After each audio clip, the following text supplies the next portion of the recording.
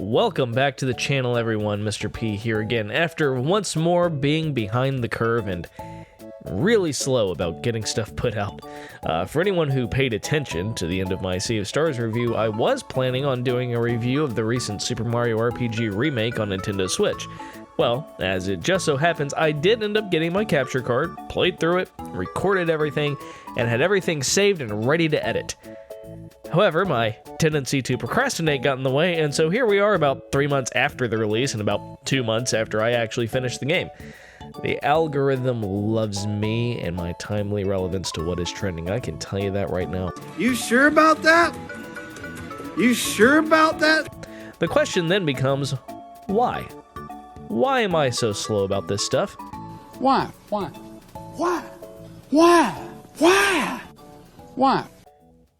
Because reasons. Anyway, while not putting my review together, I've also been playing through several other short titles that have been out for a while that I've never gotten around to, but were on sale on the PSN store. So, I'll give my thoughts on Super Mario RPG up front, and then just quickly hit some of the other titles I've been playing and what my thoughts have been. If you've seen any other reviews of Mario RPG on Switch, you've probably come across the same information I'll be saying here. More specifically, I mean the fact that the game is a very faithful remake of the original with upgraded graphics, upgraded UI, and some nice post-game content. If you played through and loved the original, then there's nothing to dissuade you from playing the upgraded version, unless the idea that Mario simply salutes with his hat now instead of using a peace sign is a deal breaker. Some of the quality of life changes are very welcome, such as being able to swap out characters when you need to during a fight, or the fact that if you get a timed hit just right, you'll deal AoE damage to the enemies around you. This really just helps to speed things up and doesn't really break the game by any means as far as I'm concerned.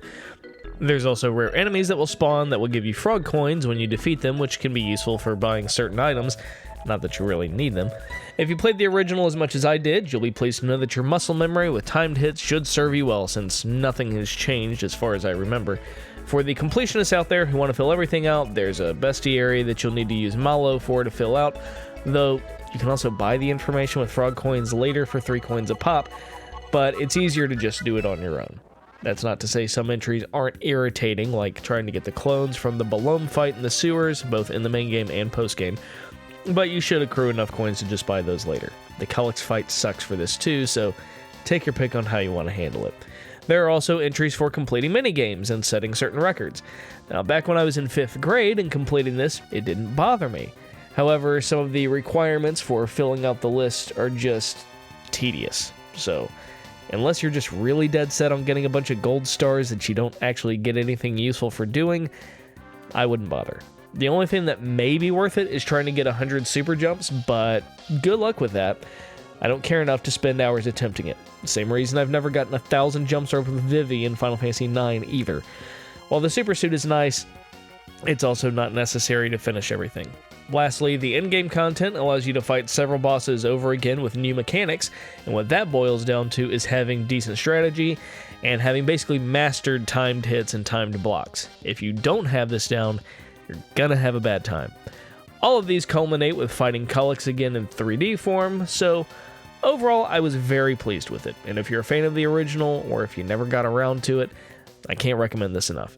And it's not terribly long, and if you're used to playing much longer and much harder RPGs, then you can look at this as sort of a palate cleanser between titles. As for other games I've been burning through, I downloaded several titles off PSN that were on sale for premium members. A lot of them were titles I had either never played or wanted to revisit, but mostly the former. I had seen a video recently where someone was reflecting on their experience with the original River City Ransom on NES, which I had never played, and so after playing through that, I decided to play through Double Dragon and Double Dragon 2 again, for the first time since early elementary school. And then I followed up River City Ransom by playing through all 3 of the River City Girls games, 1, 2, and 0. If you're a fan of side-scroller beat-em-ups and pixel art, I would definitely recommend them. They definitely don't take themselves seriously, with the exception of River City Girls 0, which was originally released on the Super Famicom and differs quite a bit from the formula of beating up endless bad guys for cash and buying stat upgrades. Neither of the modern games are terribly long, and New Game Plus allows you to go through and complete it over and over again to accrue money to max out character stats and finish leveling all of your characters. Plus, you can buy 2 accessories that make the combat a joke, but by that point there's nothing left to do anyway. The only drawback is that in River City Girls 1, these 2 accessories aren't shared among characters, so you have to buy them individually. Fortunately, in River City Girls 2, they do get shared across all 6 characters, which makes the completion process a lot easier, since once you get enough money to buy the 2 upgrades, you can burn through the game for money again pretty fast, and leveling takes less time, since fights are much shorter. Regardless, really enjoyed my time with these. The voices are great too. Kyoko is voiced by none other than 2B herself, Kira Buckland, and the voice actress for Masako is none other than Jekka from Class of 09, Kaylee Mills.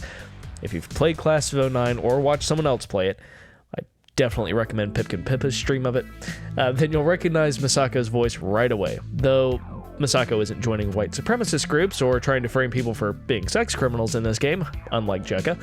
The soundtrack for both games is great, and the songs with lyrics are definitely worth listening to on their own, especially some of the more chill wave or synthwave tracks. Megan McDuffie has done a great job on the soundtracks, and even if you don't play the games, just listening to the soundtracks themselves should be enjoyable. Quake Remastered is another great throwback title. If you never got a chance to play the original Quake, like I never did, then this is a great way of getting a chance to do that as well. Quake 2 has also gotten the same treatment, so I'd pick up both of them since they're fairly cheap but contain that good old school fashioned FPS action just like Doom. I've also been trying to finish the Danganronpa series by playing the 3rd game in the series, as well as testing out a horror RPG called Corpse Party that I remember hearing about several years ago that I never got around to. Oh, and I also put together all of my Final Fantasy XVI footage for the MSQ into a playlist you can watch too if you want. I'll have the Sea of Stars MSQ up at some point as well. I'm looking forward to playing through FF7 Rebirth when that finally drops, though if my current track record is any indication, don't expect a review anytime soon that's relevant.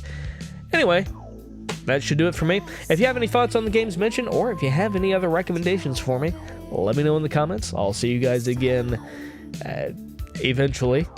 Till then, take care.